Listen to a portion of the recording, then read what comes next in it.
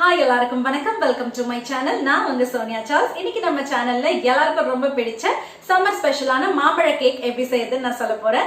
இந்த வீடியோல நான் OTGல செஞ்சு காமிச்சிருக்கேன். சோ நீங்க குக்கர்லயுமே இந்த கேக் செய்யலாம். கேஸ்கெட் போடாம மேல விசில் வைக்காம நீங்க 45ல இருந்து 50 மினிட்ஸ் வரைக்கும் ஸ்டீம் பண்ணி எடுக்கலாம். ரொம்ப சுவையா இருக்கும். இந்த வீடியோட முடிவுல உங்களுக்கு இந்த ரெசிபி பிடிச்சிருந்தா ட்ரை பண்ணி பாருங்க. எப்படி வந்திருக்குன்னு கமெண்ட் செக்ஷன்ல சொல்லுங்க. மறக்காம என்னோட சேனலுக்கு சப்ஸ்கிரைப் பண்ணுங்க. வாங்க சமைக்கலாம்.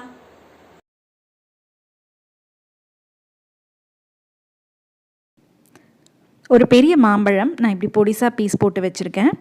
அடுத்து 1.5 கப் மைதா எடுத்திருக்கேன், 1/2 கப் சுகர், 1/4 கப் வெண்ணெய்,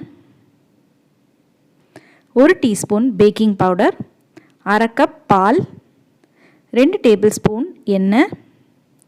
இப்போ ஒரு மிக்ஸி ஜாரில் நான் வச்சுருக்க மாம்பழத்தை சேர்க்குறேன். 1 கப் மாம்பழம் இப்படி பொடிசாக நறுக்கி நான் அதில் சேர்த்துக்கிறேன். அடுத்து 1/2 கப் சர்க்கரை நான் இதில் சேர்க்குறேன். மாம்பழத்துலேயே தித்திப்பு அதிகமாக இருக்கனால 1/2 கப் சர்க்கரை போதும். 1/4 கப் வெண்ணெய் சேர்த்துருக்கேன். இது எல்லாமே சேர்த்து மிக்சியில் நல்லா இந்த மாதிரி பேஸ்ட் மாதிரி அரைச்சி எடுத்துக்கணும்.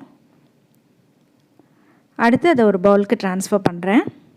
ரொம்ப தண்ணி ஊற்றி அரைக்க வேண்டாம், இந்த மாதிரி கெட்டியாக அரைச்சாலே போதும். இதில் 2 table spoon normal refined oil சேர்க்குறேன். இதெல்லாமே சேர்த்துட்டு ஒரு விஸ்க் வச்சு இந்த மாதிரி நல்லா அடித்து எடுத்துக்கணும். இந்த மாதிரி அந்த எண்ணெய் அதுக்குள்ளே சேர்ந்துடணும். அடுத்து நான் இதில் 1.5 கப் மைதா சேர்க்குறேன். இப்போ மைதா சேர்த்துட்டு இந்த மாதிரி ஒரு கரண்டி வச்சு அதை நல்லா அப்படியே மிக்ஸ் பண்ணி விட்டுறணும். அடுத்து நான் இதில் 1 டீஸ்பூன் பேக்கிங் பவுடர் சேர்க்குறேன். அடுத்து 1/4 டீஸ்பூன் பேக்கிங் சோடா.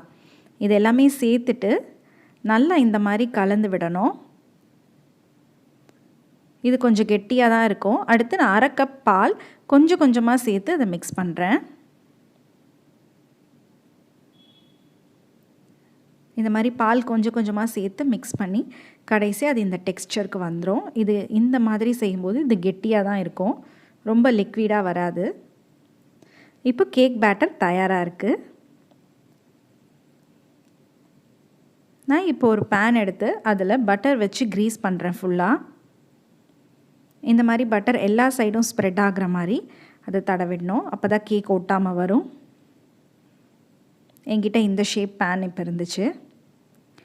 ஸோ இப்போ நான் இந்த OTGயில் செய்கிறனால ஃபஸ்ட்டு ப்ரீஹீட் பண்ணுறேன் 180 டிகிரியில் 10 மினிட்ஸ்க்கு. அது ப்ரீஹீட் ஆகிற அந்த டைமில் நம்ம இதை பேனுக்கு ஷிஃப்ட் பண்ணுறேன். இந்த மாதிரி பேனில் மாற்றிட்டு அதை அப்படியே அலைன் பண்ணிவிட்டு இப்போ நான் அவனில் வைக்கிறேன். 35 மினிட்ஸ்க்கு 180 டிகிரியில் நான் டபுள் சைடு வச்சு இதை வச்சுருக்கேன். ஸோ 35 மினிட்ஸ் கழித்து கேக் இப்போ தயாராக இருக்குது. இது ஒரு டூத்பிக் வச்சு குத்தி பார்த்தா ஒட்டாமல் வரணும். ஸோ கேக் ரொம்ப சாஃப்டாக அருமையாக வெந்திருக்கு.